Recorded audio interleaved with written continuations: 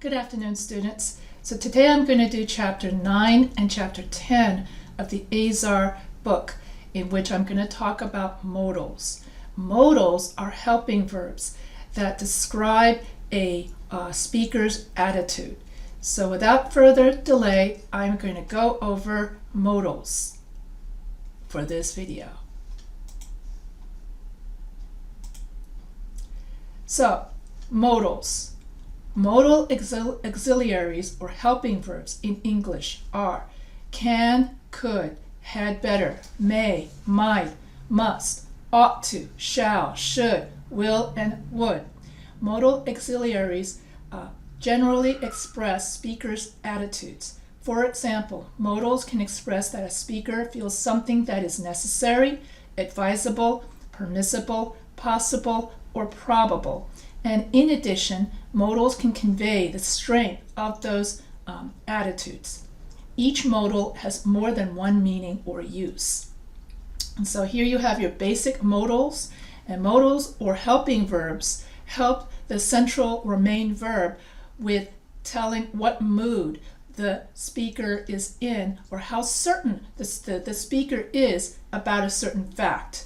So here modals are followed by the simple form of a verb, and on here you have I can do it, I could do it, I had better do it, I may do it, I might do it, I must do it, I ought to do it, I shall do it, I should do it, I will do it, and I would do it.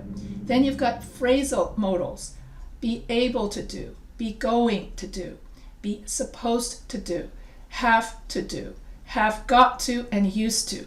Phrasal modals are common expressions whose meanings are similar to those of some of the modal auxiliaries. For example, be able to is similar to can, and be going to is similar to will. An infinitive, to plus the simple form of the verb, is used in these similar expressions. And so when you have a modal, you can ask polite questions. You can ask people, may I borrow your pen? Could I borrow your pen? Can I borrow your pen? And which one is the most polite? And it turns out that may I please borrow your pen is the most polite, or might I borrow your pen is the most polite.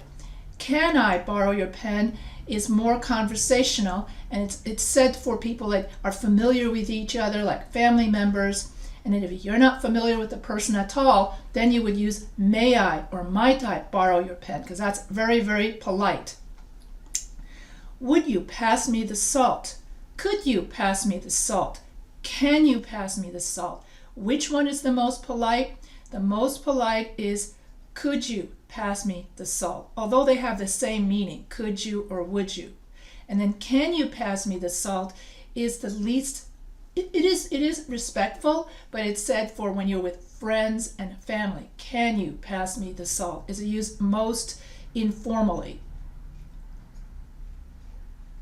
Would you mind if I close the window? Would you mind if I use the phone? Means that, does it bother you if I close the window? Does it bother you if I use the phone or open the window?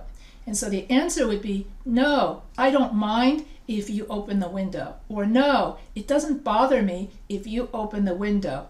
Or no, it doesn't bother me, or I don't mind if you use the phone. So it's the same thing as would you does it bother you is what would you mind.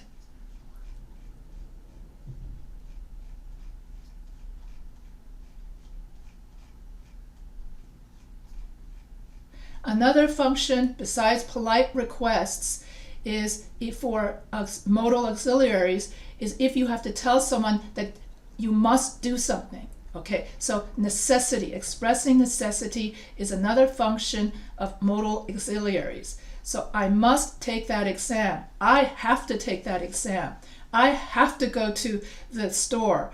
I must do my homework. Now, which one is more proper and which one is more conversational? Proper is I must go to the store, and then conversational is I have got to go to the store. or so I had to go to the store. So that sounds more conversational, then I must go to the store. So if you want to write your research paper and you really want to be very polite and formal, you would say, I must go to the store, or I must do this.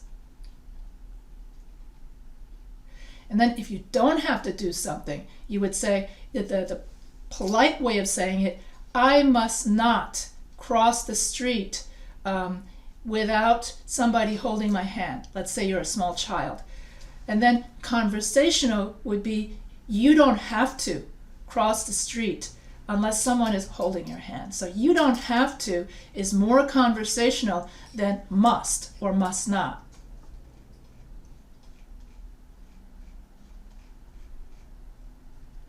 And also another function of modal auxiliaries is also you're giving advice. So you should study, you ought to study, you should obey, you ought to obey. And so out of the two, or you had better obey. And so you should study means that someone is giving you light advice. You ought to study has the same tone, has the same meaning as should, but it's more conversational and it's said with friends. You had better study is the strongest. That means that somebody in authority is telling you, you had better do this or else. So that's the strongest, or else you're going to get punished, or else something bad is going to happen to you. So you had better do your homework. Usually a very angry parent saying to a small child, you had better clean your room, or else no dinner. So had better is the strongest out of the three, and should and ought to mean the same thing, but ought to is more conversational and should is more polite. Like if you're talking to someone you don't really know, you really should take that Smith Street to go to the store. But if I'm talking to my best friend, you know what? You ought to go to Smith Street and go to the store. So that's the only difference between should and ought to is more conversational. And had better means you had better do it or else someone's going to punish you or something. So those are the three ways you can use modal auxiliaries to ask for advice.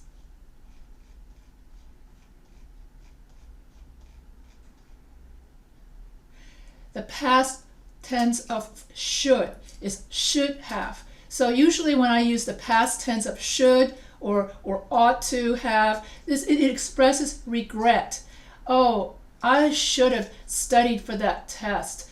Now I've got an F. I should have worn my raincoat. Otherwise now I'm soaked to the skin. So should have worn, should have taken. All of this is like hindsight. Hindsight is 20/20. So that means that you have a regret that you should have done something in the past, but you were too stupid to have done it. So I made a mistake. I should have. So it means that you made a mistake and you regret doing something.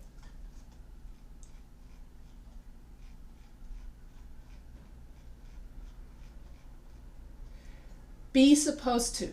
Be supposed to is a conversational way of saying I must. Okay? So this game is supposed to begin at 10 o'clock. The committee is supposed to vote by secret ballot. I am supposed to go to the meeting.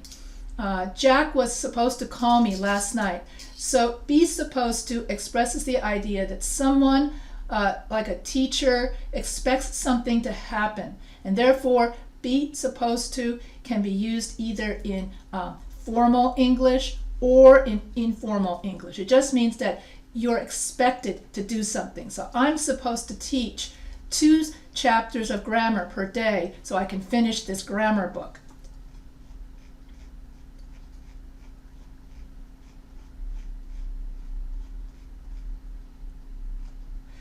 And if you're making, and another function of modal auxiliaries is to give suggestions. So let's go to the movie. Let's not go to the movie. Let's stay home. So let us. That is very conversational and used if you're just talking with friends. This is not something that you're going to write in an academic paper. So it's not formal English. It's very conversational English. So why don't we go to the movies? Why don't you come over around 7? Why don't I give you a call? So if you're talking with friends and family, or you're informal and talking with, someone your own age, that's when we use let us or let's or why don't we. Shall I open the window? Shall we leave? If you use shall, that's a lot more formal. So shall is used in a question, but it's also a lot more formal than should I open the window. It is a lot less formal than shall I open the window. So if you're talking to someone you don't know very well, you would use shall. And then if you're talking to your friends, you would say, should I open the window? Is it okay if I open the window? Would you mind if I open the window? Okay, but shall I open the window and would you mind? They're about the same. Very, very formal. Formal English, talking to strangers.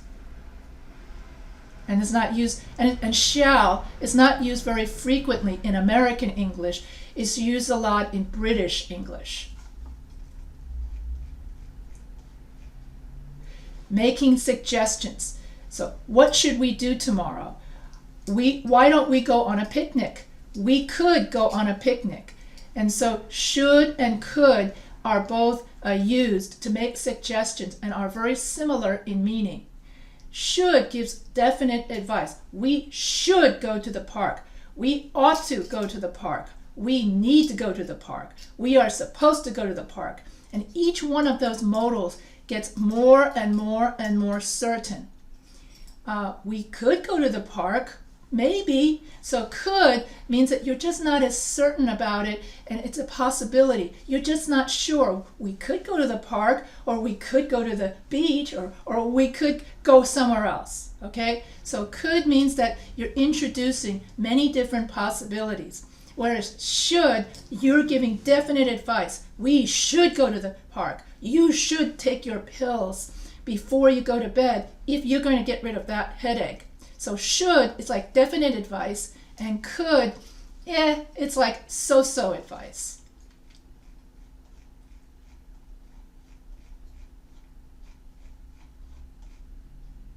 And that's it for chapter 9, okay, for modals. Now in chapter 10, we're going to talk about modals and certainty. How certain are you that you're going to do something? So if I say, well, I might go to bed at 10 o'clock, well, maybe I go to bed, to I should go to bed at 10 o'clock. Yeah, that's a pretty good idea. To you must go to bed at 10 o'clock, or the strongest, you had better go to bed at 10 o'clock or you're not going to have your supper.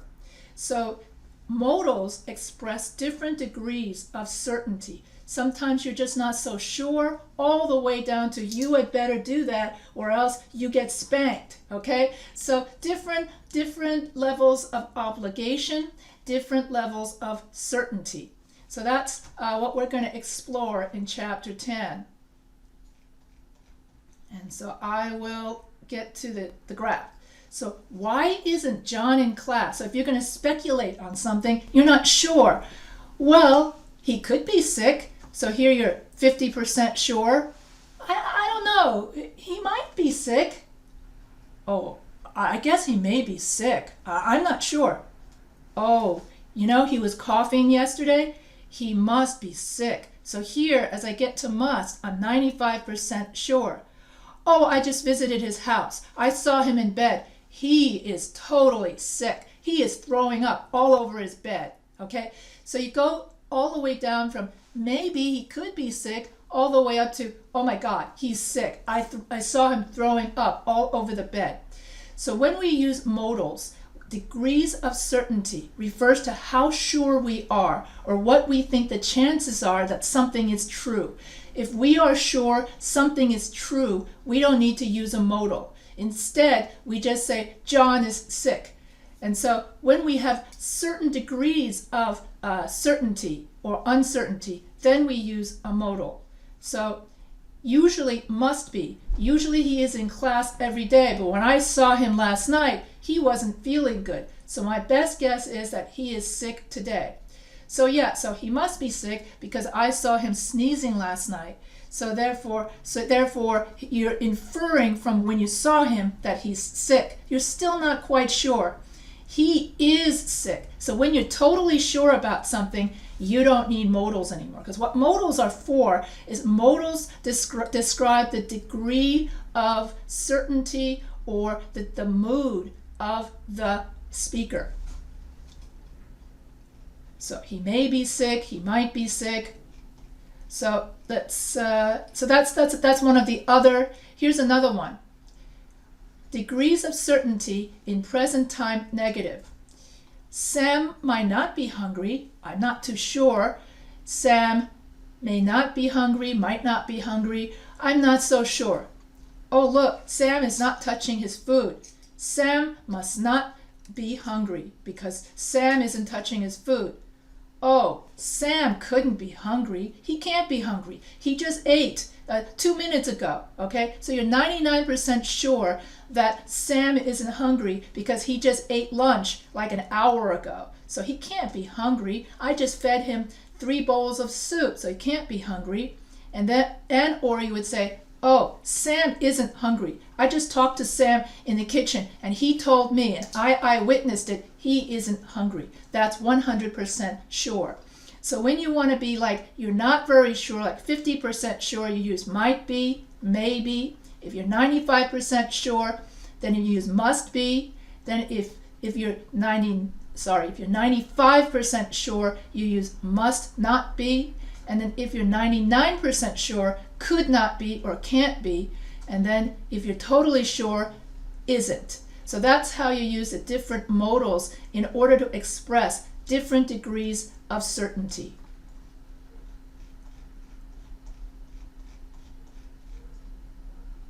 And here are more examples in the past tense. So instead of saying that John is hungry or John is sick right now, and let's talk about yesterday.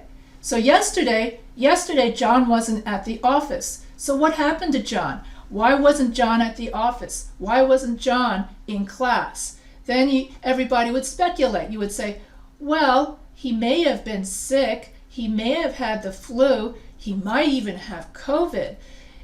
So that's like you're less than 50% sure. Then you would say, well, he can't have he must have COVID. He tested positive, and 99% sure. Well, he couldn't have COVID because of whatever reason. And then 100% sure was, yes, he does have COVID.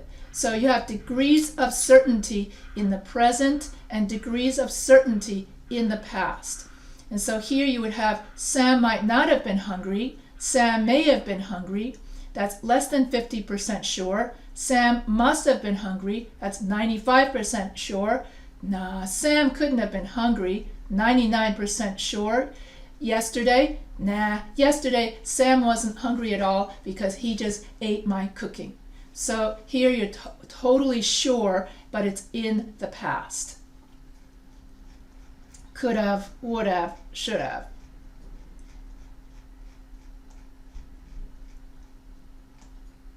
All right.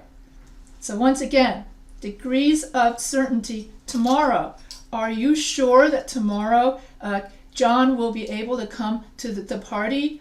Well, he may come to the party tomorrow, or he might come to the party tomorrow. We're not sure.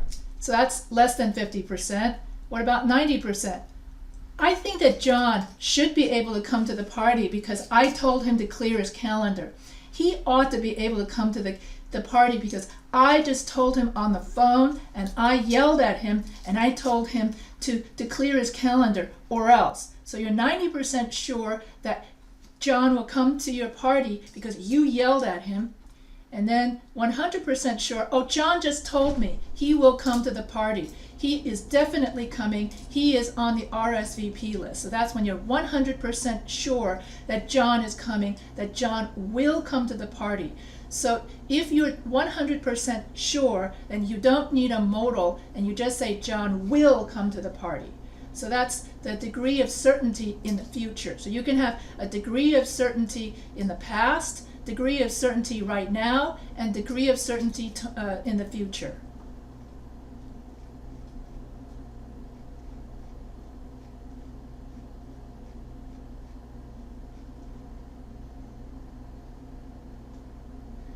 So you can also have progressive forms of modals. So if you're trying to think, so what is John doing right now?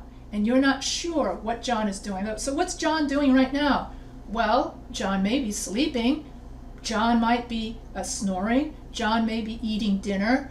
I don't know, teacher, what John is doing right now. So there you have right now in the present progressive, and you're speculating, what is John doing right now? Let's just knock on the door lightly. Tom may be sleeping right now. All of the lights in Anne's room are turned off. She must be sleeping right now. She wasn't at home last night when we went to visit her. She might have been studying at the library. Joe wasn't home last night. He has a lot of exams coming up. He must have been studying at the library. So you can have something that's happening right now. She must be sleeping right now. Or I would say, well, yesterday I didn't see Jane at the office. What was she doing? And then you would speculate, well, Jane might have been sleeping. Jane might have been sick. Jane might have been with her husband on a vacation. So might have been sleeping, might have been eating. That is the progressive, modal progressive speculation in the past. And then speculation in the present, oh, she may be sleeping, she may be eating, or she may be. And then if you want to form it into the past, she might have been sleeping, she might have been eating yesterday. So all of this is when you're speculating on what someone is doing, an action that's still going on, either in the present, in the past, or tomorrow. So tomorrow, what is John going to be doing? Well, I don't know what John's going to. He might go skiing, or he might go eating at a restaurant. I don't know what John is going to do tomorrow, or I don't know what John is doing right now, and I don't know what John did yesterday. Basically, I don't know anything. So then you would use maybe, might be, or in order to tell the world that you don't know anything. So you can use the progressive form of modals to indicate what someone may or may not be doing right now.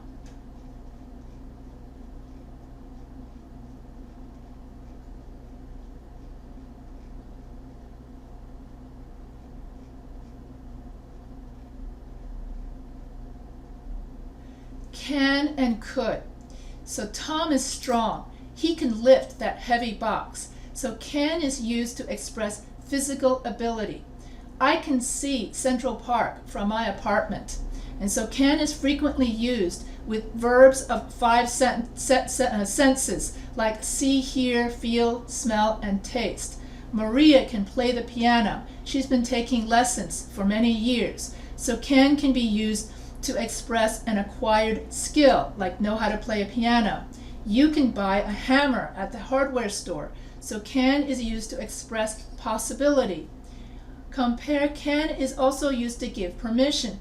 Yes, I can leave right now. Or yes, you can have your curfew eliminated. Of course, that would make the teenager very happy, but I would never do that. No, you cannot have your curfew eliminated. That's what my parents used to tell me. You can't, as much as I wanted the curfew to go away, my parents said, no, you cannot have your curfew go away because we need to know that you're safe. Tom could. So what is the difference between can and could? Well, could is the past tense of can. So yesterday, or when Tom was young, he could lift heavy, like 100 pounds. Now Tom is 60 years old and he can only lift 20 pounds. So could is used for ability that you used to have in the past. So old people like to say, when I was young, I could lift 100 pounds. I could stay up all night. I could. So past ability from the past, something you can't do right now anymore. So the past tense of can is could. Would is used when you have a repeated action in the past. So when I was little, I would play with my dolls.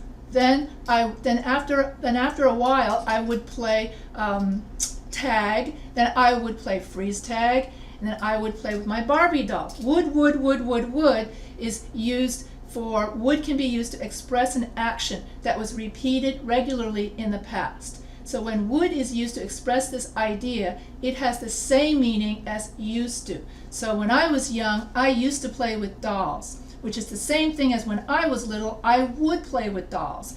When I was little, I used to listen to my mother talk on the phone, or I would listen to my mother talk on the phone, and then I would repeat the same words. Like if my mother would say, hey Joan, how are you doing? I would just be like a parrot, hey Joan, how are you doing? And I would repeat after her because I was still learning how to talk. And I wasn't doing it to make fun of her or anything like that. So whenever you use would in the past, it has the same meaning as used to, used to, used to. So I used to live in New York. I used to have dark hair. I used to, or I would have gray hair. I would have dark hair, and I would live in New York. So would and used to all mean the same thing, of something that of a habitual action that I did in the past.